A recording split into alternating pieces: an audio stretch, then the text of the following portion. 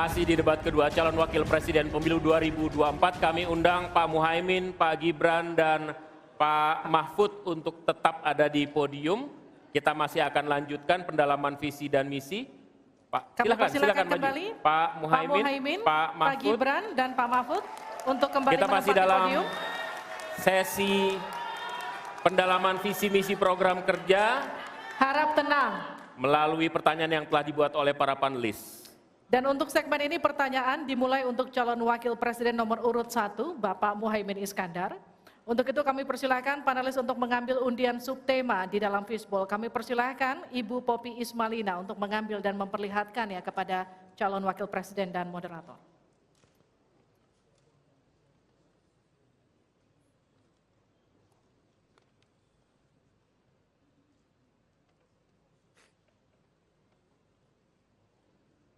Silakan diperlihatkan. Oke. Perkotaan. Baik, selanjutnya Ibu Retno Agustina Eka Putri untuk mengundi huruf A, B, atau C.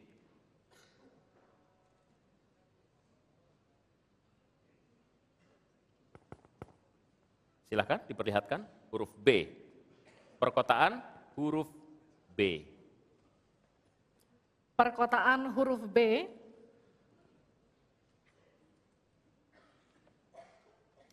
Kita akan buka amplop pertanyaan yang masih disegel. Dan kami kembali ingatkan kepada para calon wakil presiden untuk mendengarkan dengan seksama, karena kami hanya akan membacakan pertanyaan satu kali. Pertanyaan untuk calon wakil presiden nomor urut 1, Bapak Muhaimin Iskandar. Dengan subtema perkotaan.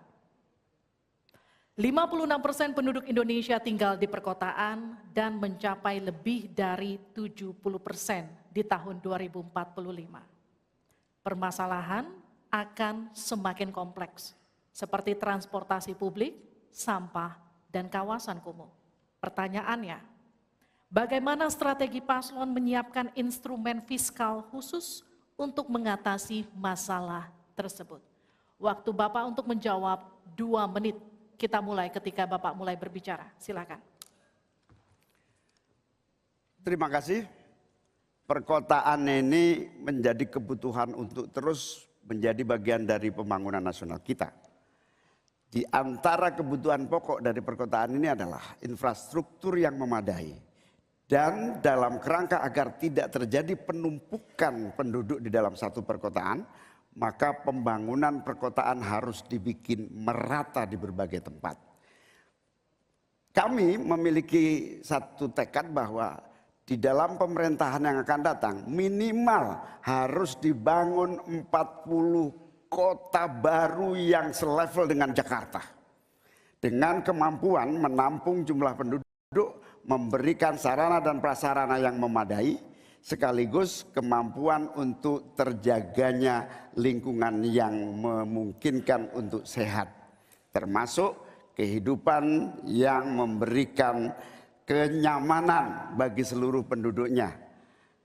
Di mana perumahan tidak terlampau jauh dari pusat-pusat pekerjaan, di mana akses pendidikan bisa sampai pada yang dibutuhkan. Sementara fiskal yang dibutuhkan, kita harus pandai-pandai mengambil prioritas. Sekali lagi, kita bukan setuju atau tidak setuju IKN. Yang paling penting adalah prioritas kepemerataan dan keadilan agar terbangun kota-kota sehingga sarana air bersihnya terwujud. Balikpapan kasihan, Banjarmasin kasihan, Pontianak kasihan. Karena apa? Kota-kota ini dalam waktu singkat bisa kita sulap menjadi lebih baik. Karena apa? Fiskal yang kita sediakan dirata adilkan di masing-masing perkotaan. Terakhir, bahwa perkotaan membutuhkan pendanaan, kita harus libatkan investasi swasta yang kita beri kepercayaan lebih baik lagi. Terima kasih. Saya berikan kesempatan kepada Pak Gibran, Cawapres nomor 2 untuk menanggapi. Waktu Anda 1 menit, silahkan. Gus Muhaimin ini agak aneh ya. Pengen bangun kota selevel Jakarta tapi nggak setuju sama IKN. Tapi ya monggo lah ya, nggak apa-apa. Yang jelas untuk permasalahan perkotaan kita harus menggarap transportasi umumnya. Kita pastikan transportasi umum ini aman, nyaman, terutama bagi kaum disabilitas, lansia, dan anak-anak. Lalu kita pastikan transportasi umum ini ada digitalisasinya. Sekarang kan sudah ada teman bus. Nah, ini harus kita replikasi di beberapa kota juga. Lalu untuk mungkin di level-level kota kecil, kita pakai skema buy and the service, sehingga masyarakat bisa mencoba menggunakan transportasi umum secara gratis. Lalu untuk masalah kumuh, nah ini perlu kolaborasi BSPS dari Kementerian PUPR, RTLH dari Pemda, dan juga CSR dari swasta. Terima kasih. Harap tenang. Terima kasih. Waktu Anda masih tersisa? Habis? Cukup. Ya. Selanjutnya calon wakil presiden nomor urut 3, Bapak Mahfud MD untuk menanggapi. Waktu untuk menanggapi 1 menit, Bapak. Kita akan mulai ketika Bapak mulai berbicara. Silakan. Ya, Cak Imin, saya agak kaget juga mau membangun 40 kota selevel Jakarta. Ya, apa itu bisa dilaksanakan 5 tahun Bapak menjadi presiden dan wakil presiden? Berapa kota dalam 5 tahun? Ini IKN aja sudah puluhan tahun baru dilaksanakan, itu pun yang investasi baru dalam bentuk janji, belum ada yang melaksanakan. Nah gitu kan.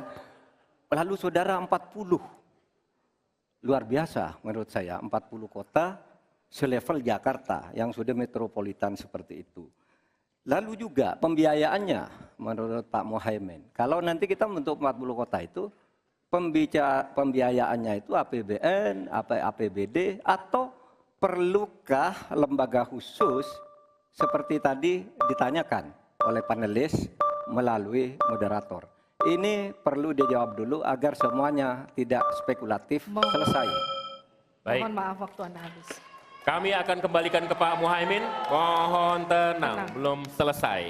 Pak Muhaimin, waktu Anda untuk menanggapi atas tanggapan dari Pak Gibran dan Pak Mahfud. Waktu Anda, silakan. Ya, yang saya sampaikan seperti Jakarta itu memiliki standar upaya sampai menuju Jakarta.